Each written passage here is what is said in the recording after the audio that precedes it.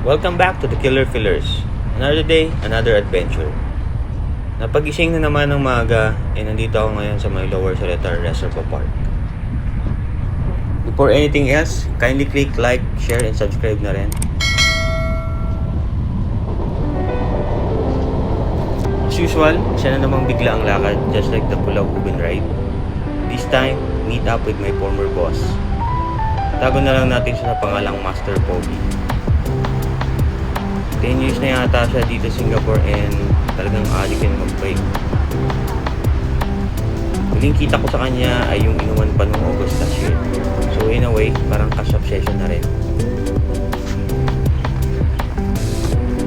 Tagal na niya ako pinubuyo na bumili ng bike, pero lately lang na-engage niya dahil wala namang magawa ngayong pandemya.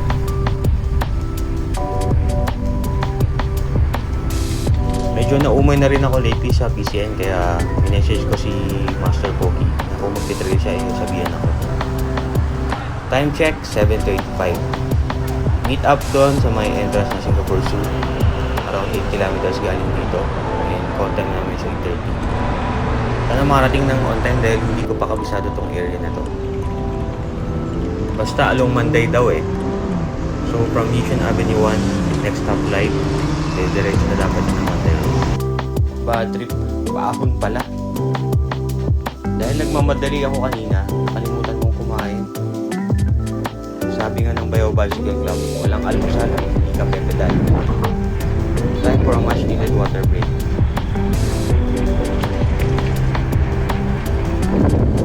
Earlier, nasa Lower Seletar Reservoir tayo. So nandito naman tayo ngayon sa Upper Seletar Reservoir. Ang linaw ng tubig, no? Considering na nasa gilid lang ito ng linaw.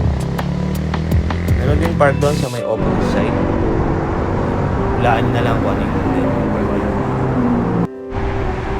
eto na, the place where I belong, Singapore Zoo.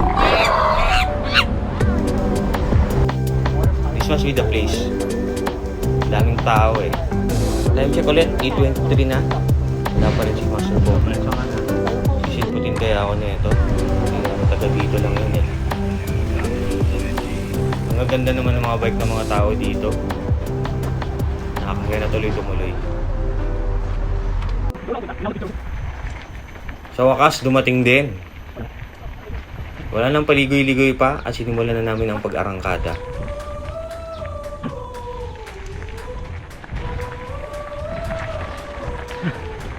Pagod ka agad ah. Kabisado mo na to.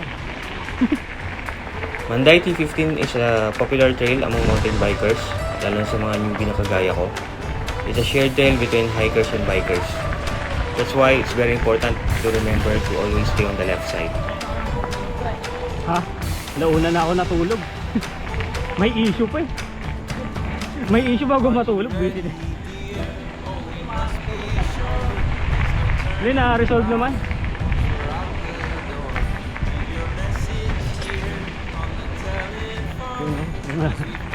Wala to. If talagang trip niyo yung mag-hike, I suggest better go to Makrichi or Bukit Tima. Sa dami nang nagbabike dito, yung tranquility na hinahanap mo kapag nag-hike hindi mo mararamdaman dito sa T15. It doesn't help also na malapit lang ito sa BK Expressway, kaya maingay. Kakahugas ko lang ngayon to ah.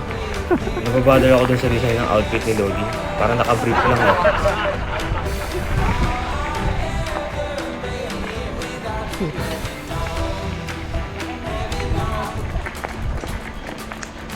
Ibang klase pala talaga pag trail. Unang ahon pa lang, hindi ko na kinaya. Ingal na ingal. Pero naman saglit.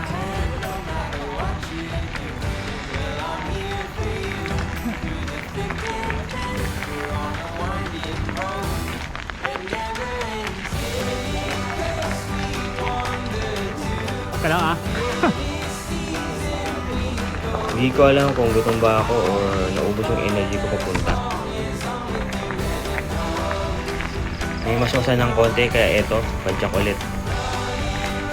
The trail is pretty straightforward. No tree curves or drops. You'll encounter a few gnarly roots now and then, pero manageable naman.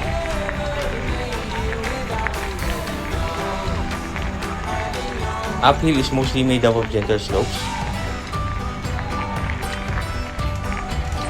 Sobrang taas nga, ano. Chill kwentuhan along the way while we traverse the lush greenery of the dense Isang rainforest. taon na ako din nakaka-uwi. February pa yung huli ko. Diba?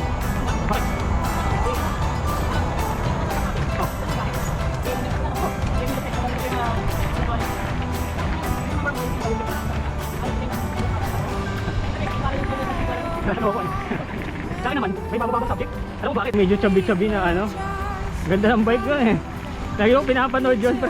Kaya sabi ko, puta, parang madali lang to ah. Yung trail. Walang ya. There are canopy tunnels along the pathway, making the trail more enjoyable. Maganda rin yung timing namin dahil hindi maputik at kakapaligo ko lang dito sa bike ko. Ah, dyan ba? Buti di ako kumanan.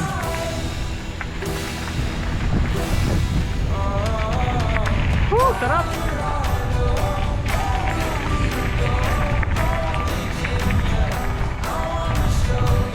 Magkano score mo dyan? Pwede na.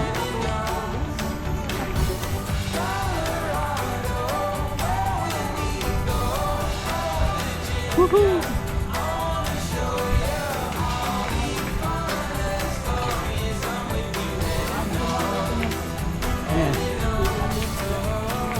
Security, now we are. Just like that, we pass by the Chestnut Observation Tower, meaning malapit na to sa residential area. Para ka na rin nasa Pinas sa dami ng Pinoy bikers na nakatambay dito.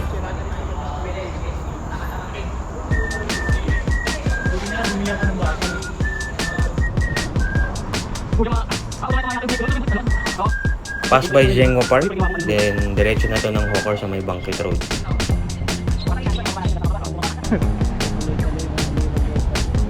Ang daming gutom kaya kanin slide.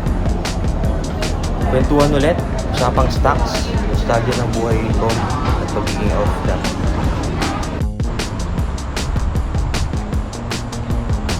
Before pa maging madrama ang kwentuhan, let's go back to the trail. Mukhang yakang-yaka naman yung pabalik.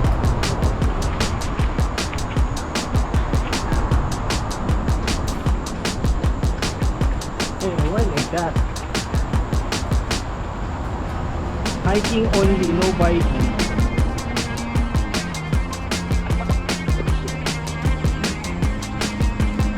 Oh my god! Oh my god!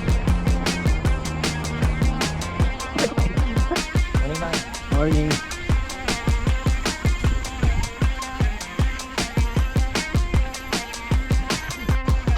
Challenging tong uphill.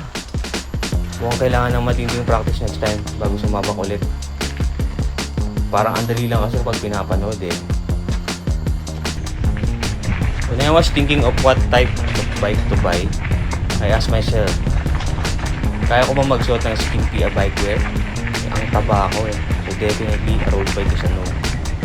Another thing is, takot din ako mag-bike sa mismong road and wala akong balak ng pagkarera. Pang tour de chan lang talaga eh. May budget ba ako for Brompton? Wala. So pass muna sa Foldy. So in the end, it all boils down to budget. So I went for an MTB. Whoa. Why like that? Just like in life, for every challenge, there is a corresponding reward. In a trail ride, nothing beats the exhilarating thrill of slipping downhill tracks. Ganda dito, grabe. Dami pa rin nagbabike at di naubusan ng mga pumapadyak. Sobrang mas na-enjoy ko tong pabalik compared din sa unang sabak.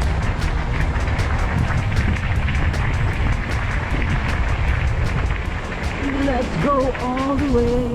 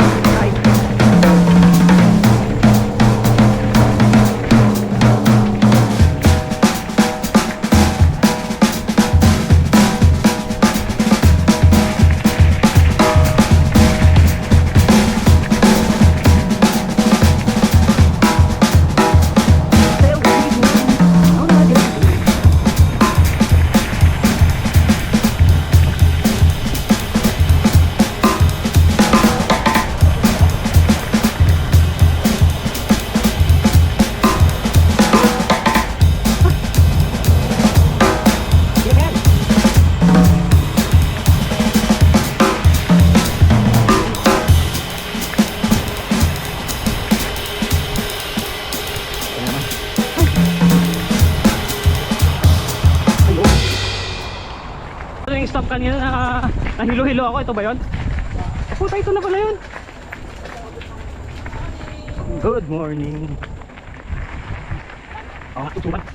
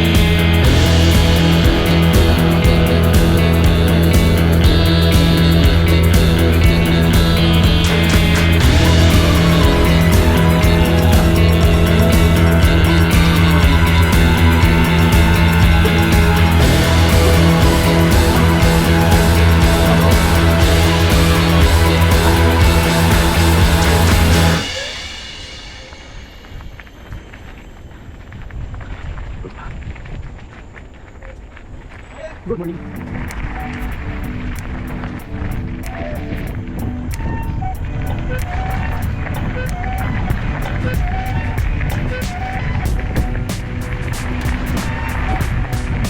Finally did my first trail, thanks to Master Pogi. Time flies when you're having fun, might sound like a cliche, but it does make sense when you take into consideration my apple discovery earlier. Just like that, we have come back to our meeting point and it's time to go home. Get away. Stop by again at the signage of Singapore Zoo. To be honest, sa 5 years ko na pag-work dito sa Singapore, hindi pa ako nakapasyal dito. Dating gawin pa uwi, Mandai Road, back by the upper Reservoir. Series of uphill and downhill to Yishun Ave, under the MRT, and then the Reservoir.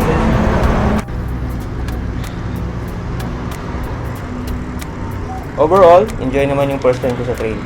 Hindi naman pala ganun ka-technical. Need lang siguro na condition ka talaga. Get enough rest, and ang pinaka-importante, kumain bago sumabak. If there's one regret, I forgot to set up my chest tee while doing the trail ride. Which can only means one thing. Kailangan kong ulitin to. That's it, Pansit. Until the next adventure. Peace!